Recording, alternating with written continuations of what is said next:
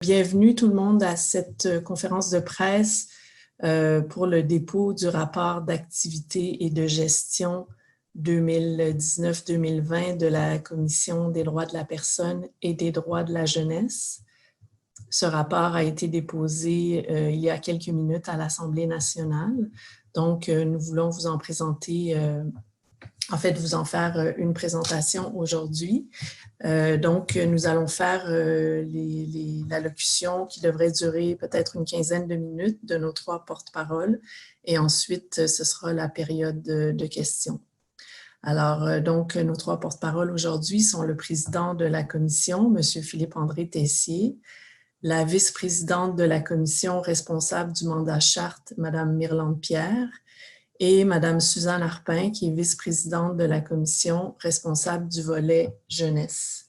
Alors donc, je vais céder la parole à Philippe-André Tessier, président de la commission. Merci beaucoup. Bonjour, merci de vous joindre à nous à distance dans ce contexte particulier de pandémie. Votre présence est évidemment appréciée. Nous avons organisé cette conférence de presse pour trois raisons. Premièrement, dans le cadre du dépôt à l'Assemblée nationale de notre rapport d'activité et de gestion, nous souhaitions vous transmettre de l'information sur ce qui ressort de l'exercice 2019-2020, notamment en ce qui concerne le traitement des plaintes et les demandes d'intervention en protection de la jeunesse. Deuxièmement, nous souhaitions vous parler de nos actions, de ce que fait la Commission pour occuper une place grandissante dans l'espace public au Québec. Enfin, et surtout, pour vous dire que nous sommes préoccupés par certains enjeux, notamment ceux relatifs au racisme et à la discrimination systémique, et plus particulièrement concernant le profilage racial. D'abord, pour le bénéfice de chacun, je me dois de vous rappeler que le mandat de notre institution est d'assurer le respect et la promotion des principes énoncés dans la Charte des droits et libertés de la personne du Québec. C'est aussi d'assurer la protection de l'intérêt de l'enfant ainsi que le respect et la promotion des droits qui lui sont reconnus par la Loi sur la protection de la jeunesse. La Commission veille également à l'application de la Loi sur l'accès à l'égalité en emploi dans des organismes publics.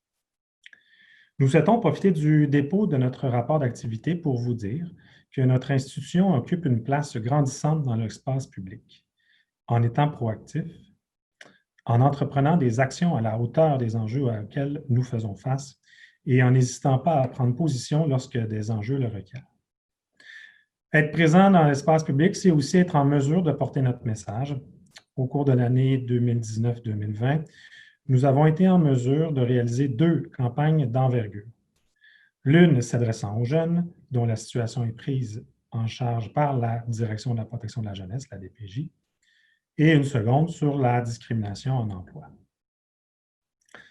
En cours d'année, nous avons aussi mené des enquêtes et des études à portée systémique. C'est une autre façon de faire en sorte que les enjeux relatifs aux droits de la personne et aux droits de la jeunesse aient de la visibilité. Je pense notamment à notre rapport sur les actes haineux à caractère xénophobe ou encore à l'enquête systémique sur les enfants placés en famille d'accueil dans la région de la Mauricie et du centre du Québec. Cette présence dans l'espace public, elle s'exprime également par notre contribution à de nombreux projets, comme la réalisation d'une série de balados sur les droits des femmes ou à la production de l'ouvrage Mythes et réalités sur les peuples autochtones. La Commission souhaite que la portée de ces actions soit proportionnelle aux enjeux actuels, changeants et émergents auxquels elle fait face. Ainsi, si nous percevons des enjeux de taille en matière de droits de la personne ou en droit de la jeunesse, nous avons le devoir d'envisager des actions adaptées à ces situations. À titre d'exemple, nous constatons qu'au Québec, trop d'employeurs utilisent de manière inappropriée des questionnaires médicaux pré-embauche. Cela signifie qu'au moment même où une candidature est analysée, ces employeurs se donnent les moyens d'opérer une discrimination sur la base de motifs interdits par la Charte. C'est notamment le cas à propos de l'état de santé des candidats, une situation qui a amené la Commission, pour la première fois de son histoire, à déposer une demande d'action collective contre un employeur. Une commission scolaire, un centre de services scolaires, devrais-je dire, qui utilise de manière systématique ce type de questionnaire. Cet enjeu nous a d'ailleurs incité à réaliser une importante campagne publicitaire à l'intention des employeurs, une campagne baptisée « Recruter sans discriminer ». L'année dernière, sensiblement à la même date, moi et mes collègues nous présentions à vous en affirmant que jamais notre institution n'avait été aussi sollicitée. Un an plus tard, force est de constater que la population continue de solliciter abondamment nos services. Pour les mandats tant charte que jeunesse, nous observons encore une fois une augmentation du nombre de demandes reçues, en plus d'avoir procédé à l'ouverture de plus de 1000 enquêtes. Vous pouvez d'ailleurs consulter ces données en page 16 de notre rapport. De plus, avec 1155 dossiers traités et finalisés en un an, cela constitue une année record pour la Commission. Nous avons traité 31% plus de dossiers que durant l'année précédente. Je ne vous cacherai pas que nous sommes fiers de cette performance. L'un des impacts de cette bonne performance est que, contrairement à l'exercice précédent, nous avons un nombre plus élevé de dossiers finalisés que d'enquêtes ouvertes. C'est évidemment une bonne chose. Je vais maintenant céder la parole à ma collègue, Mme Myrlande Pierre, qui va vous donner plus d'informations sur notre travail en matière de droits de la personne.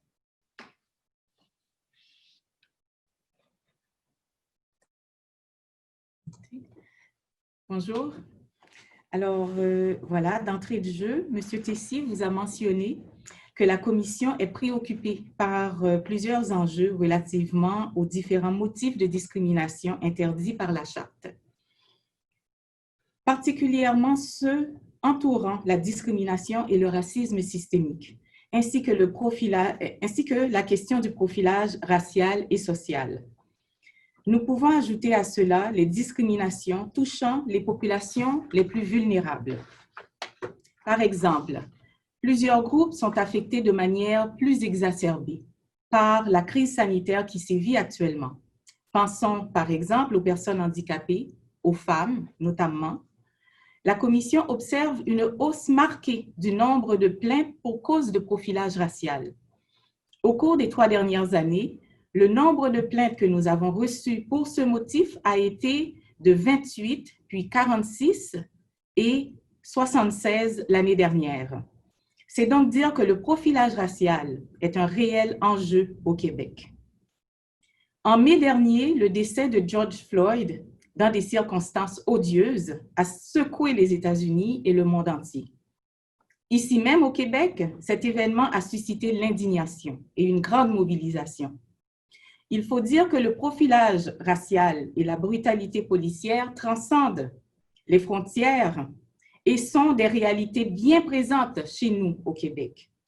Pour preuve, nous avons ouvert au cours des 5 dernières années un total de 135 plaintes de profilage racial impliquant différents corps policiers.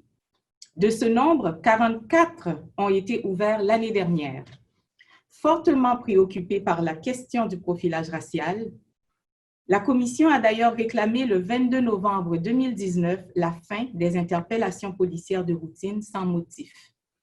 Nous avons également fait part de nos préoccupations et de nos recommandations à l'Office de la consultation publique de Montréal en décembre de la même année dans le cadre de la consultation sur le racisme et la discrimination systémique.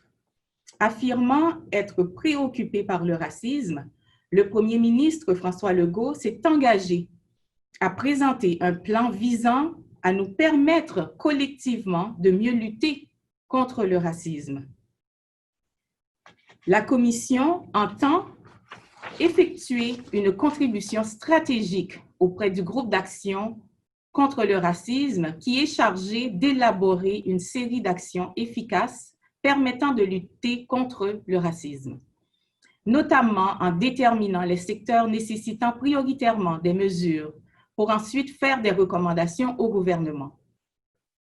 Les événements du 29 septembre dernier et le traitement dont a été victime Joyce Echaquan de la nation Atikamekw sont des rappels tragiques de l'existence du racisme structurel et systémique. La Commission est fortement préoccupée par les situations de discrimination et de racisme systémique dont sont victimes les peuples autochtones, notamment en matière de santé. Alors, je tiens à rappeler que la Commission vient, dans son rapport, avait clairement reconnu que les Premières Nations et les Inuits sont victimes de racisme systémique dans nos services publics. Depuis des décennies, notre organisation contribue à lutter contre le racisme et la discrimination systémique et le profilage racial qui en est une déclinaison. Alors, pour ce faire, elle a recours à l'ensemble des moyens d'action que lui a confié le législateur. Fort de notre expérience en matière d'enquête, d'analyse de la législation et le plan de l'éducation, sur le plan de l'éducation, nous sommes convaincus de la pertinence de notre contribution. Nous sommes persuadés de l'impact de cette contribution dans l'intérêt public. C'est ce que nous visons, l'intérêt public. Dans cette même optique, je tiens à saluer l'excellente collaboration que nous avons avec des organismes de défense des droits de la personne au sein de la société civile, à travers notre table de concertation. La contribution, en fait, de ces organismes est importante. Elle est même incontournable pour la poursuite de notre mission. Au cours de 2019-2020, la Commission a travaillé activement sur le dossier de la discrimination systémique dans le domaine de l'emploi. Dans la mesure où le droit à l'égalité est garanti par la Charte, un employeur ne peut requérir d'un ou d'une candidate pour un poste des renseignements sur ses caractéristiques personnelles. Alors, j'entends par caractéristiques personnelles celles qui sont associées aux 14 motifs de discrimination interdits par la Charte. Sur ce thème, nous avons réalisé la campagne « Recruter sans discriminer », mais avons aussi demandé l'autorisation de déposer une action collective contre une commission scolaire pour discrimination à l'embauche. En utilisant de manière systémique et systématique un questionnaire médical pré-embauche, ces employeurs s'offrent la possibilité de traiter différemment des candidatures qu'ils reçoivent pour chacun de ces postes. Monsieur Tessier y a fait allusion précédemment. Cette action collective est importante. Elle s'inscrit d'ailleurs dans une approche plus systémique et mieux adaptée à la nature de l'enjeu auquel nous nous attaquons. Soyez assurés que nous allons poursuivre cette action au cours des prochains mois. Au cours de 2019 et 2020, nous avons été très actifs sur le plan de l'éducation, qui, rappelons-le, est la meilleure façon, en fait, de prévenir la discrimination et le racisme. Je suis particulièrement fière des outils développés et des nombreuses formations qui ont été offertes par la Commission, notamment pour prévenir la discrimination dans les domaines du logement ou de l'emploi. Sur ce dernier point, en partenariat avec l'Ordre des conseillers en ressources humaines agréés, nous avons réalisé une campagne « Recruter sans discriminer ». En matière de logement, nous avons agi pour sensibiliser les propriétaires à l'importance de respecter les droits des locataires et ceux des candidats dans le processus de location. Nous avons d'ailleurs été présents dans les médias à ce sujet. Vous le savez, la Commission a pour mandat de faire enquête sur des plaintes de discrimination, de harcèlement et d'exploitation des personnes âgées et des personnes handicapées. Au cours de la dernière année, nous avons pour la première fois de notre histoire franchi le cap de 2000 demandes reçues, en 2018 plus précisément. De plus, nous avons été très performants et avons traité 49% plus de dossiers que l'année précédente, donc passant de 849 contre l'année précédente, 771. Alors, dans le contexte où nous devons composer avec une augmentation constante du nombre de plaintes, c'est une excellente nouvelle. Bien sûr, cette augmentation très importante du nombre de dossiers traités a contribué à solliciter nos différentes équipes de travail. Par exemple, notre service de médiation a traité presque 2 fois plus de dossiers que durant l'exercice précédent. Donc, en 315 dossiers contre 167 un an plus tôt. Alors, notre équipe des affaires juridiques, de son côté, a mené 70 recours en justice contre 49 l'année précédente. Alors, comme par les années passées, la principale source de plainte est le motif handicap ou un moyen de pallier à ce handicap, avec 35%. Toutefois, nous observons une légère augmentation des plaintes pour le motif race, couleur, origine ethnique ou nationale. Maintenant, on parle qui est maintenant à 29%. Rappelons à cet égard que la race est le deuxième motif générant le plus de plaintes à la Commission. 29%, c'est le pourcentage le plus élevé des 10 dernières années pour ce motif de discrimination qui représente près du tiers des plaintes que nous traitons. Alors, par conséquent, vous comprendrez que nous souhaitons agir davantage sur la question de la discrimination, de manière générale, la discrimination fondée sur le motif race, et agir davantage sur le plan de la prévention, de l'éducation, tout en mettant l'emphase sur une approche plus systémique. Alors, c'est dans cette perspective que nous suivons de très près le groupe d'action contre le racisme créé par le gouvernement. Donc, nous attendons avec impatience le plan qui sera déposé dans la perspective d'une lutte contre le racisme et la discrimination systémique. Je vous remercie. Alors, voilà.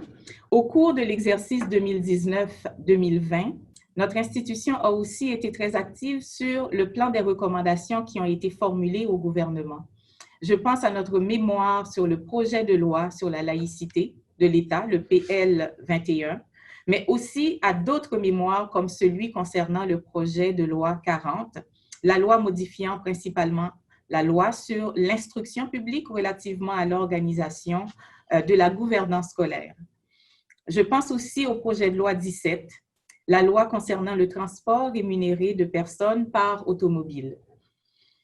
Même lorsque notre avis n'est pas sollicité, nous nous faisons un devoir d'analyser les projets de loi du gouvernement afin d'évaluer si ceux-ci sont conformes à la charte.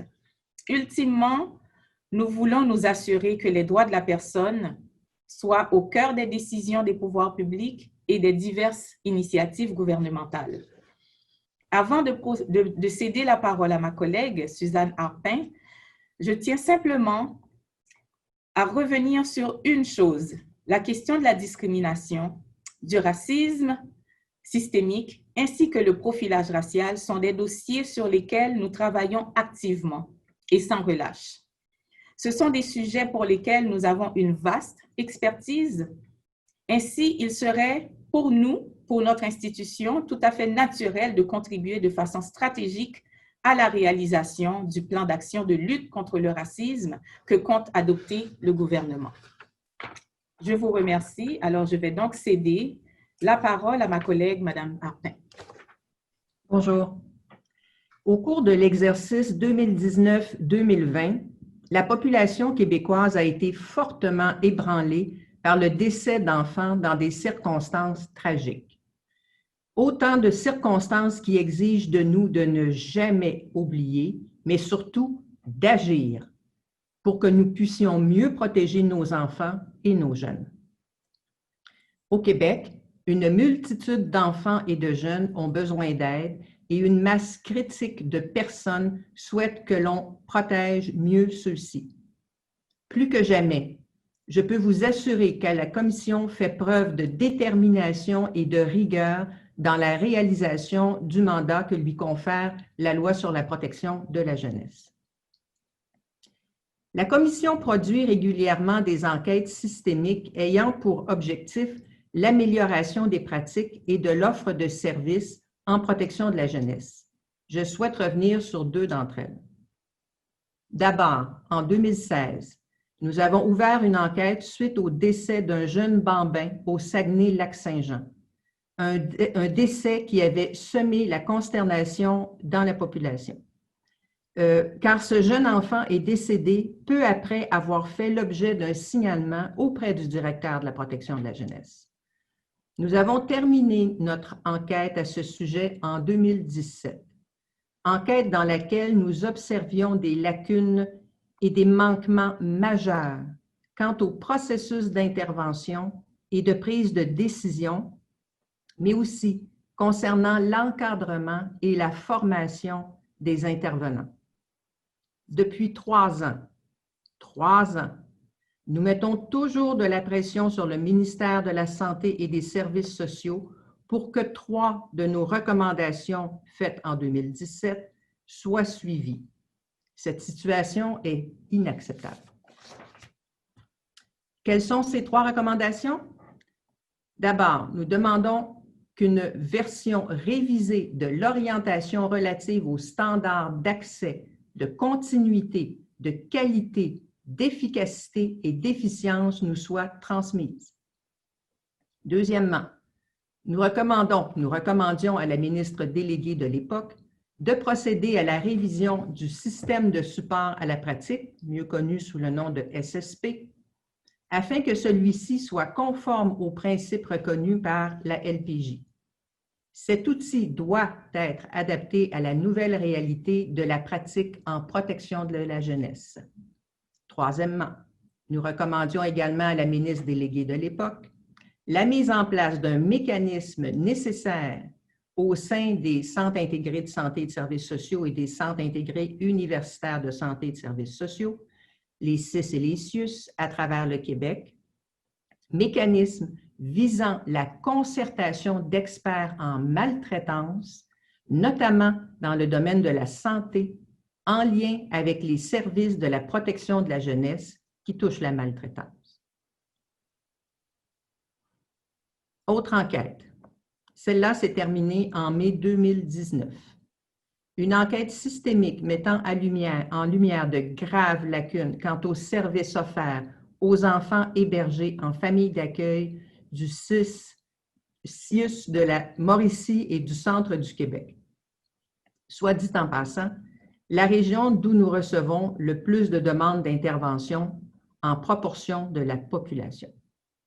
Une enquête d'envergure nous a amenés à effectuer des recommandations claires pour que des enfants et les jeunes aient droit à des standards dans les services qui leur sont offerts.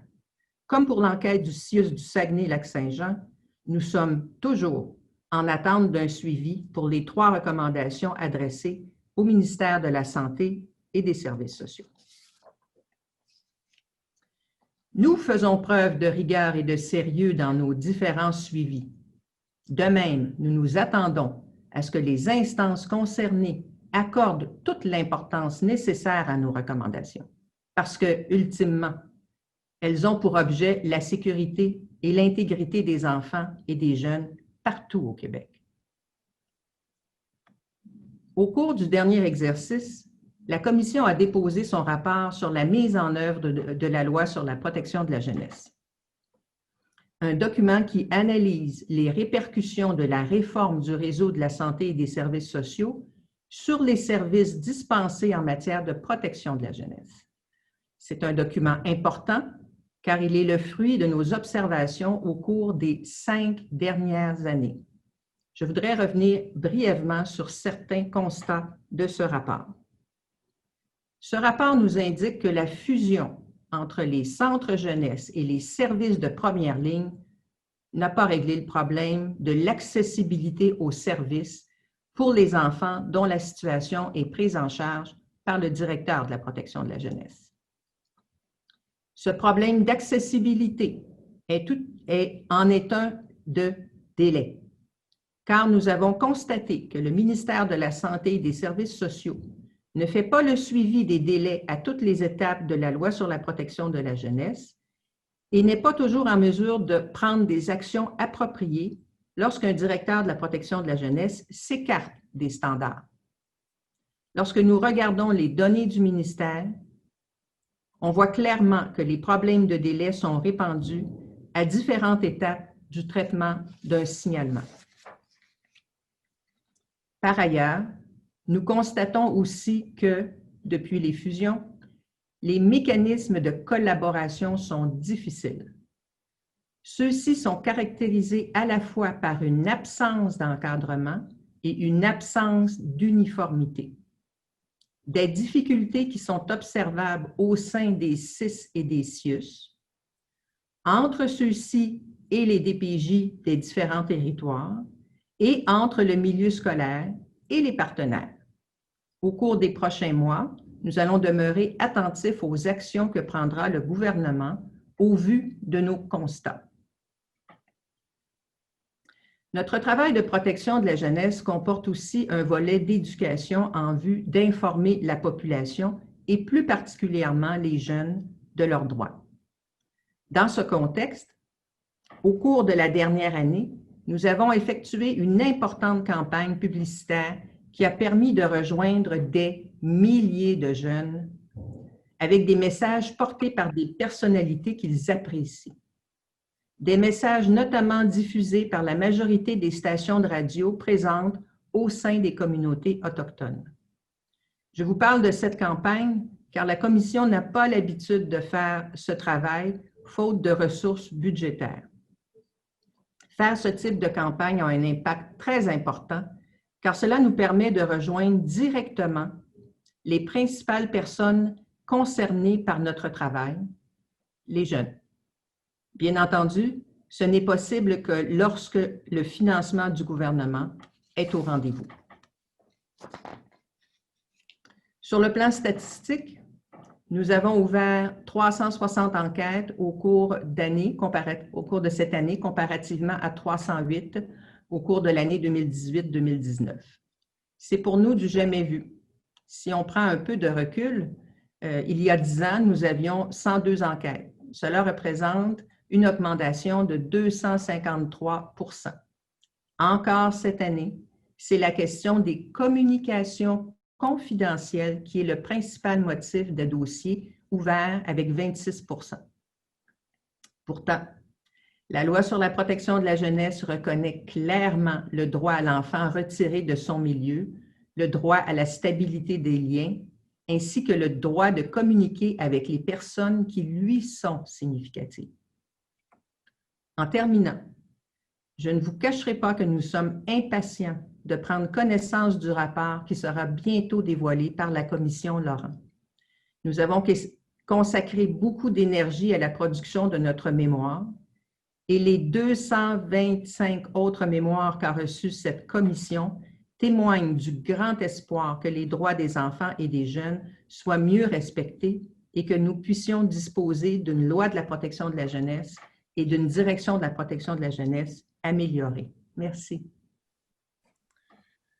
Avant de passer à la période des questions, il est évidemment essentiel pour moi de vous dire quelques mots relativement au contexte particulier dans lequel l'exercice 2019-2020 s'est terminé, soit évidemment une situation de pandémie et de crise sanitaire.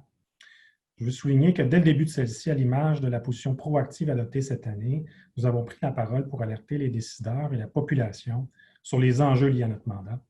Dès le 17 mars, nous avons émis une déclaration pour mettre en lumière les enjeux des droits de la personne et l'impact démesuré que la crise pouvait avoir sur certaines populations vulnérables. Une semaine plus tard, le 23 mars, nous avons mis cette fois en lumière les conséquences sur les enfants et avons interpellé chaque Québécoise et chaque Québécois à se faire le gardien des droits de ses enfants dans le contexte où le milieu scolaire et éducatif était fermé à ce moment. Bien entendu, nous continuons de suivre de près l'évolution de la situation afin d'évaluer si les enjeux exigent de la Commission de nouvelles prises de position à la lumière de ce que nous dit la Charte. Merci. Nous allons maintenant débuter la période de questions et je cède la parole à ma collègue Maïssa Nazarian. Merci beaucoup, M. Tessier. Alors, juste pour vous mentionner pour la période de questions, si vous pouvez juste indiquer votre nom dans la conversation de groupe, dans le chat, comme ça va me donner l'ordre des tours de parole. Et avant de poser la question, si vous pouvez vous identifier votre nom et le nom du média. Alors, j'ai déjà Annie Guillemette qui a une question. Alors aussi, merci de fermer votre micro là, quand vous avez terminé la question. Merci. Bonjour, vous m'entendez bien? Oui, on vous entend bien, merci. Parfait. Je ne sais pas qui peut répondre à ma question. Au cours des derniers jours, on a entendu parler énormément je dirais pas d'un autre, là, parce que ça revient souvent de la discrimination et du racisme à l'égard des Autochtones. Le gouvernement en place semble hésitant, c'est le moins qu'on puisse dire, de reconnaître le racisme systémique à propos des Autochtones. J'aimerais avoir votre votre lecture de cette décision-là, puisque, comme vous l'avez dit, là, dans le rapport vient, c'était ultra limpide. Est-ce que vous avez une demande à faire au gouvernement Legault à ce sujet-là? Bien, ce que je peux vous dire, puis vous l'avez bien entendu, là, ma collègue Mme Pierre y a fait abondamment référence dans son allocution. Pour ce qui est de notre commission, nous avons pris nombreuses reprises position et fait état de nos travaux sur ces questions-là, notamment en lien avec la question autochtone qui découle de la commission Vient et des constats de la commission Vient. Et également, puis ma collègue y a fait référence, nous avons déposé un mémoire à l'Office de consultation publique de Montréal qui visait justement la question du racisme et de la discrimination systémique, dans lequel nous avons abordé ces questions-là et fait de nombreuses recommandations. D'ailleurs, ce rapport-là de l'ECPM a été déposé après la fin de l'année financière, mais la commission est mentionnée comme étant porteuse de certains dossiers ou de certaines recommandations dans lesquelles on est directement interpellé pour venir offrir un soutien à la Ville de Montréal, parce qu'évidemment, c'était une consultation pour la Ville de Montréal. Donc, nous, on s'inscrit dans cette même logique-là en termes de soutien stratégique pour ce qui est du groupe d'action contre le racisme, pour leur offrir toute notre expertise, comme l'a dit ma collègue, sur ces questions-là hautement importantes et stratégiques pour l'avenir du Québec, soit la question du racisme et de la discrimination systémique. Est-ce que vous pensez que le gouvernement fait une erreur de ne pas le reconnaître? Nous, nos recommandations, nous faisons des avis des recommandations au gouvernement. Ma collègue, Mme Arpin, y a fait référence. Ma collègue, Mme Pierre, y a fait référence également. Nous pouvons interpeller le gouvernement, leur faire des recommandations pour que leur action soit en ligne avec la Charte des droits et libertés. Maintenant, je n'ai pas la prétention de parler au nom du premier ministre aujourd'hui. Merci. Alors, prochaine question, Marco Bellard-Sirinou du Devoir. Oui, bonjour à vous tous. Donc, dans la foulée des questions de ma collègue, je me demandais si l'absence de reconnaissance de la discrimination et du racisme systémique de la part du gouvernement nuit à la lutte contre la discrimination et le racisme systémique. Bien, puis, bonjour, M. Bellard-Sirinou. Puis, je prends une petite aparté pour vous dire que vous étiez l'animateur dans la salle à l'Assemblée nationale l'année dernière et on s'était engagé auprès de vous à revenir à la tribune de la presse. Donc, on est évidemment désolé de faire ça à distance aujourd'hui, mais ce n'est qu'à partie remise, je vous en assure. Très bien. On maintient cet engagement-là auprès de la tribune parlementaire, auprès de la tribune de la presse parlementaire. Donc, fin de l'aparté. Pour ce qui est de votre question, écoutez, il est essentiel pour nous, puis peut-être que ma collègue, Mme Pierre, aussi voudra compléter sur ces questions-là. Mais c'est sûr et certain que pour nous, ce qui est fondamental dans l'exercice qui est entrepris présentement, c'est que la discrimination systémique. La notion de discrimination systémique, c'est un concept juridique qui est reconnu par les tribunaux du Québec et du Canada depuis de nombreuses années. La Commission a porté certains de ces dossiers-là et cette notion-là ne fait pas de doute dans l'esprit de personne. C'est bel et bien une ressource, c'est bel et bien une définition qui est reconnue par les tribunaux, qui est reconnue en droit tant québécois que canadien. Maintenant, puis je vais passer la parole à ma collègue là-dessus, la notion de racisme systémique, elle, est une notion qui fait plus appel à des concepts liés à la sociologie et qui interpelle de façon différente, de façon plus macro, si on veut, qui englobe des éléments de discrimination. Peut-être Mme Pierre peut compléter à ce moment-ci.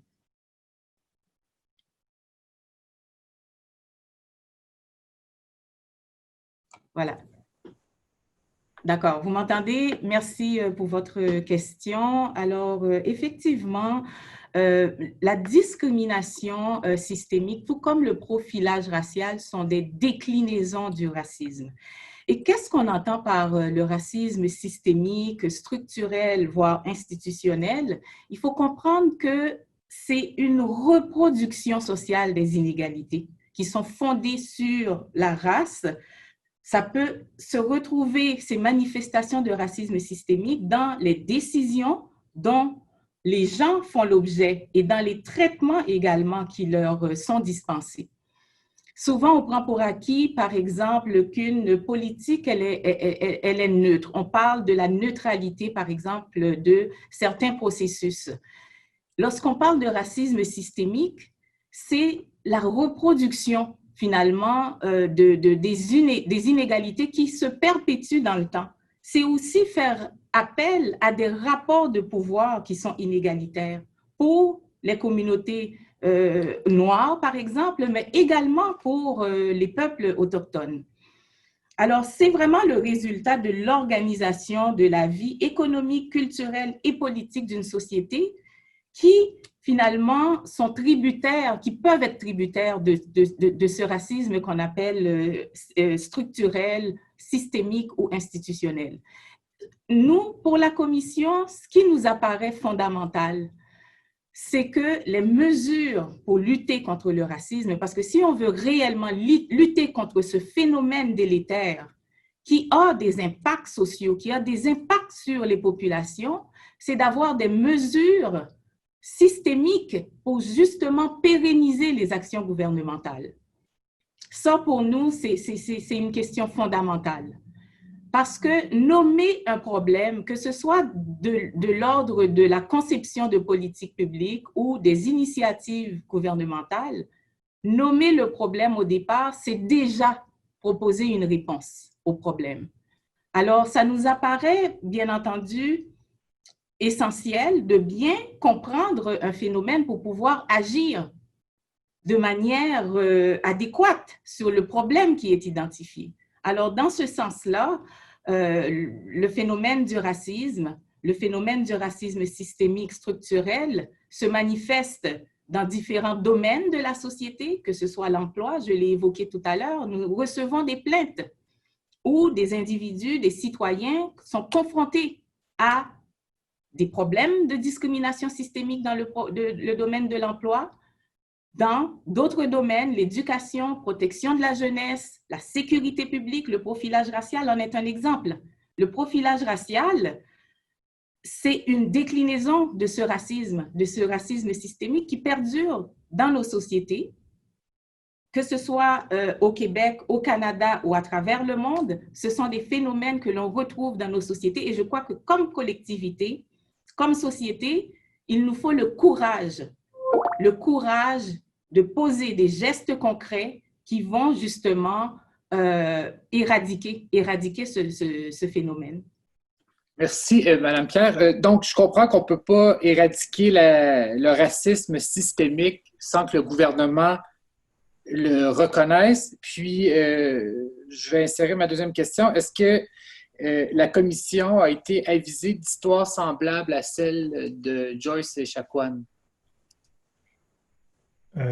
Avisé au sens où est-ce que, comme peut-être certains d'entre vous l'avez noté, les travaux de la Commission Vient ont servi justement à documenter les phénomènes de discrimination, de racisme dont Mme Echaquan a été victime dans un contexte de relations avec les services publics. C'était le nom d'ailleurs de la Commission Vient, une commission d'enquête sur les relations entre les peuples autochtones et les services publics québécois.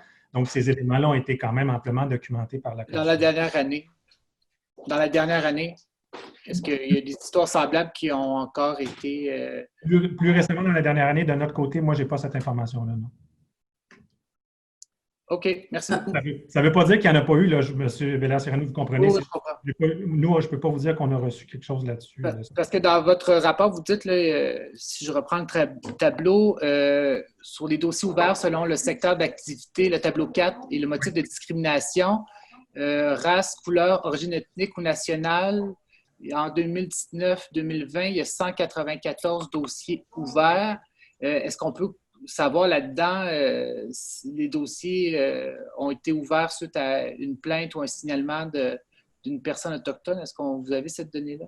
Je pourrais prendre la question sous réserve. Je n'ai pas cette donnée-là pour vous maintenant. OK. Merci beaucoup. Merci. Merci. Alors, la prochaine question, c'est Vincent Rességuier de Radio-Canada. Oui, bonjour. Est-ce que vous m'entendez? Oui, on vous entend bien. OK, j'ai des problèmes avec mon ordinateur, alors je voulais m'en assurer.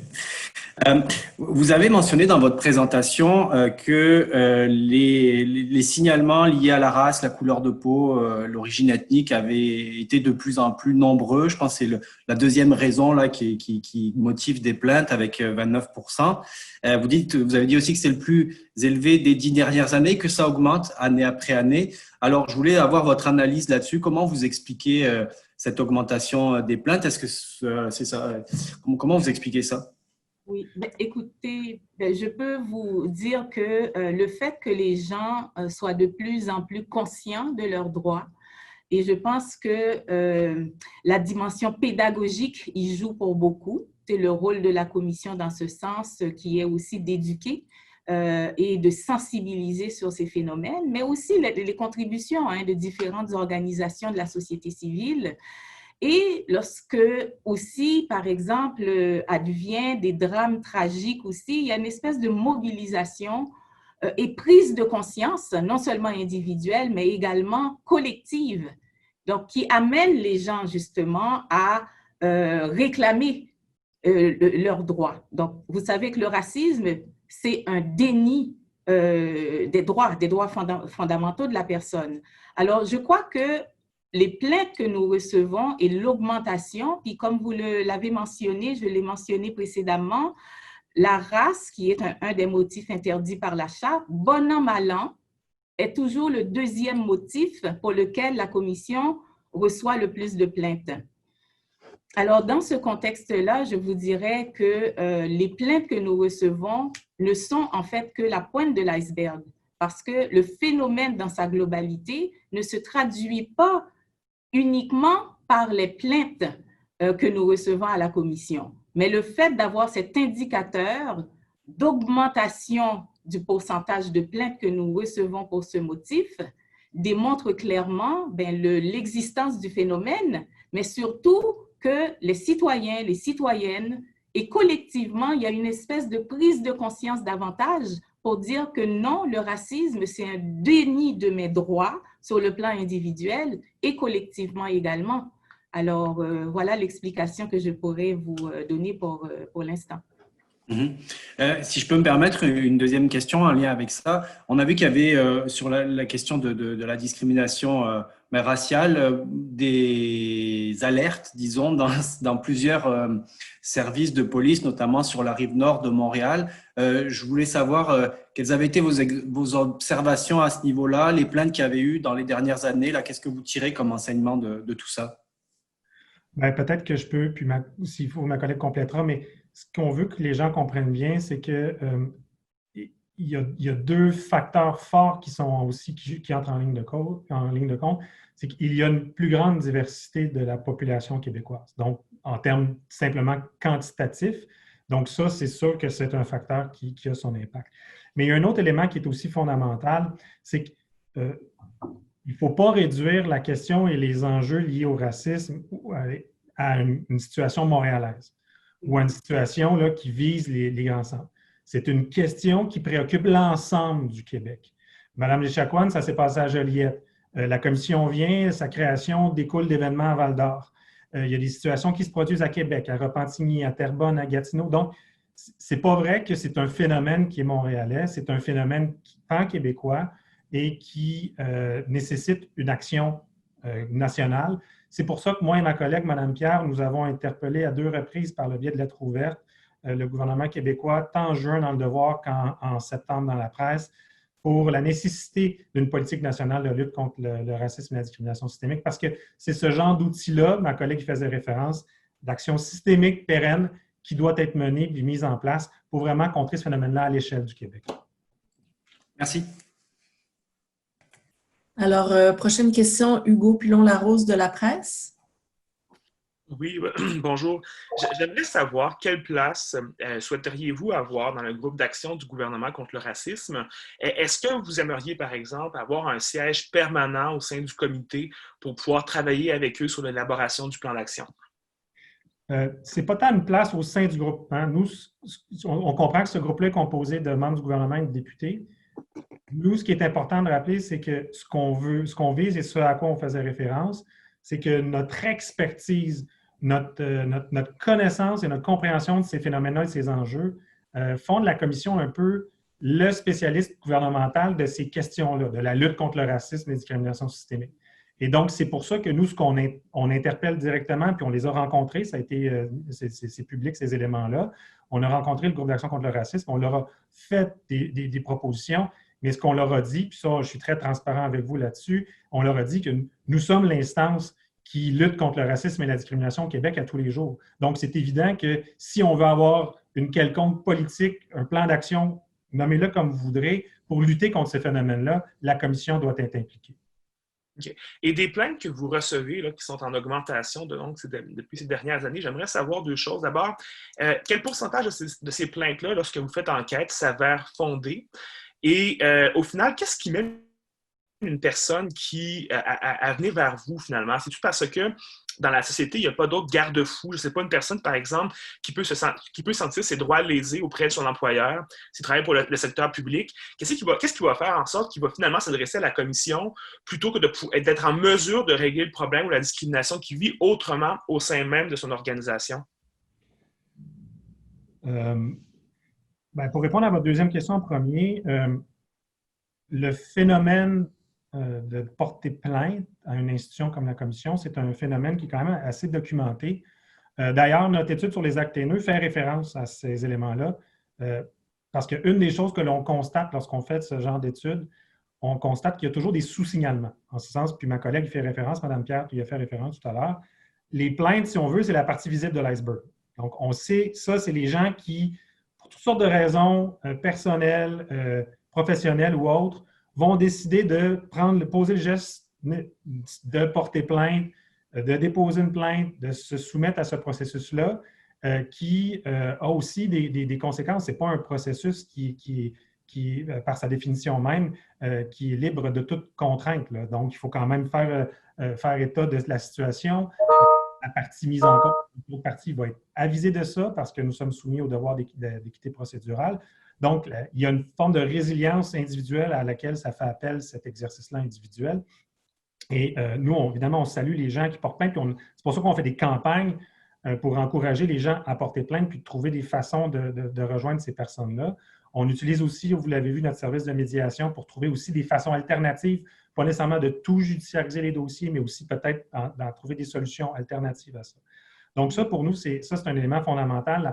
Les plaintes qui sont déposées chez nous, c'est la partie visible d'un iceberg de situation et de phénomène de discrimination. Et c'est pour ça qu'on vous parle constamment des mots systémiques ou de campagnes d'éducation. C'est parce qu'il y a aussi ce genre d'actions-là qui doivent être faites et mises de l'avant.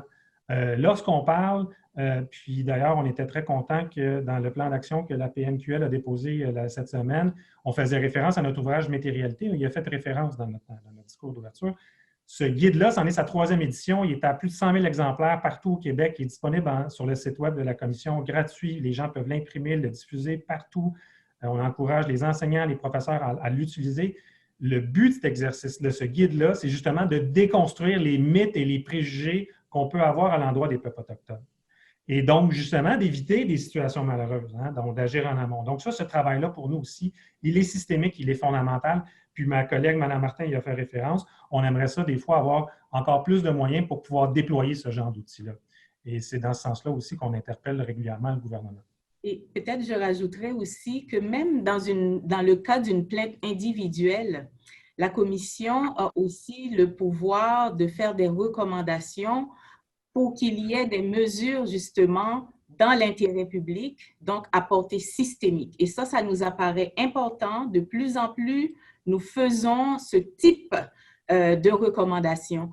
Et l'autre partie de notre travail, c'est non seulement à travers les plaintes, mais c'est aussi d'interpeller, par exemple, les pouvoirs publics. C'est un travail peut-être parfois qui est moins visible, mais nous interpellons, par exemple, les interlocuteurs du gouvernement, de différentes organisations, organismes d'État, lorsque nous prenons acte, par exemple, que dans telle situation, il y a, par exemple, des possibilités que les droits de la personne soient compromis. Alors, nous faisons aussi ce type d'action. Nous interpellons directement les pouvoirs publics de manière à ce que toute décision gouvernementale ou initiative gouvernementale, mais les droits de la personne soient au cœur des décisions. Et la question des plaintes, bien entendu.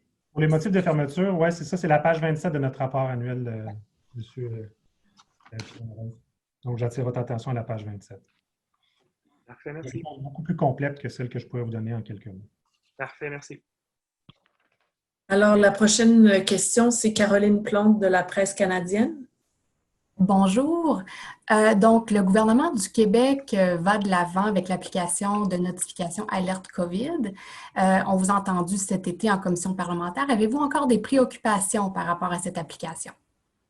Les préoccupations de la commission, puis c'est un bel exemple de notre rôle d'avis de recommandation au gouvernement. Donc, c'est ça qu'on fait. On va faire une analyse d'un dossier, puis on va faire des avis de recommandation. Nous, ce qu'on disait au gouvernement dans ce dossier-là, c'était qu'il y avait des éléments de préoccupation. Puis il y en a un, puis je vous donne cet exemple-là parce qu'il est tout frais, tout chaud. J'ai vu quelque chose dans la revue de presse de ce matin. Ce qu'on dit, c'est qu'il y a plus de 500 000 Québécois qui ne peuvent pas avoir l'application parce que leur téléphone date de plus de 5 ans. Donc, une des choses qu'on avait dit en commission parlementaire, c'est, écoutez, on veut bien des moyens pour prévenir la COVID. Il n'y a personne qui se lève le matin en disant, bon, comment on fait pour empêcher des solutions pour régler ce problème de pandémie-là. Ce qu'on dit, par exemple, c'est que c'est sûr, certain que si on met ce genre de système-là en place, puis on s'attend à ce qu'il y ait comme tout d'un coup un coup de baguette magique, on soit capable de dépister les gens, il faut juste se rappeler que ça prend un téléphone intelligent des 5 dernières années. Ce n'est pas tout le monde qui a ça. Puis souvent aussi, ce que la première vague a démontré, puis ça, c'est quand même assez documenté, même si on aurait souhaité, puis c'est une autre de recommandation qu'on a faite, ça serait d'avoir plus de documentation, plus de données sur le phénomène. Mais ce qu'on sait, c'est que ça a visé des populations déjà vulnérables. Et donc, au point de vue inégalité sociale, donc socio-économique. Donc, ce n'est pas nécessairement les personnes qui vont être appelées à avoir un téléphone intelligent récent des 5 dernières années. Donc, c'était un peu une des préoccupations, par exemple, qu'on a fait valoir au mois d'août, qui, selon nous, avec l'information qui est publiée ce matin, demeure entière. Donc, est-ce que le gouvernement a assez travaillé entre cet été et cette semaine?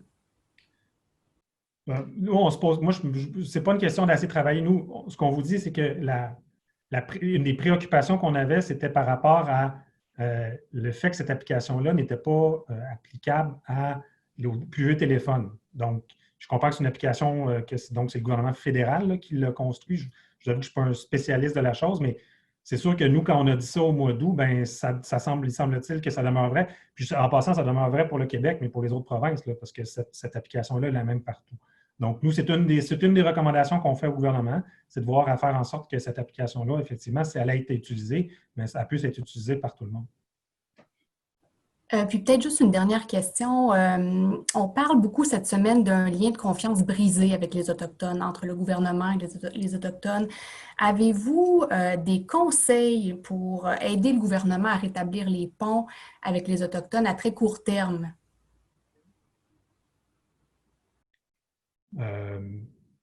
Toujours une bonne chose de prendre connaissance des différents rapports qui ont été mis sur la table, de s'assurer que ces rapports-là soient bel et bien compris, puis que les mesures qui sont contenues dans ces rapports-là soient mises de l'avant. L'autre chose, je pense que c'est faire preuve de beaucoup d'écoute. Je comprends que le premier ministre a rencontré les chefs autochtones, M. Picard, le chef de la PNQL, cette semaine. Ça prend énormément d'écoute et beaucoup d'humilité par rapport aux réalités des peuples autochtones au Québec. Puis ça, c'est le début du commencement de quelque chose. Peut-être juste une précision sur ce que vous venez de dire. Est-ce que, d'après vous, au gouvernement, on n'a pas pris assez de temps pour bien lire et comprendre le rapport Vien? Bien, nous, ce qu'on vous dit, c'est que le rapport Vien a célébré ses 1 an. Ce qu'on voit là, c'est que ce rapport-là contenait beaucoup de recommandations. Et ces recommandations-là, bien, il y en a plusieurs là-dedans qui peuvent être mises de l'avant. On a, comme vous, là, vu une intervention gouvernementale sur le sujet.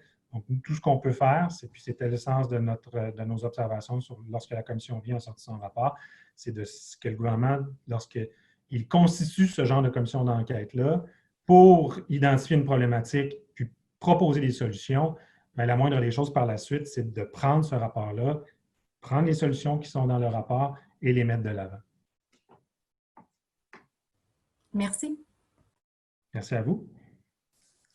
Alors, pour le moment, je n'ai pas d'autres questions de personnes qui ont demandé à prendre la parole dans le chat, mais je veux juste m'assurer que c'est bien le cas. Donc, est-ce qu'il y aurait d'autres questions? Is there any questions in English? Si c'est le cas, je vois que M. Rességui aurait une autre question. Alors, allez-y. Oui, c'est pour continuer sur la question précédente. Est-ce qu'à votre avis, il y a recommandations qui sont contenues dans le rapport Vien qu'il faudrait mettre en place rapidement et qui serait peut-être assez aisé de mettre en place rapidement? Est-ce que vous voyez des priorités intéressantes et faciles à appliquer? Peut-être ma collègue Mme Martin peut vous répondre sur cette question-là.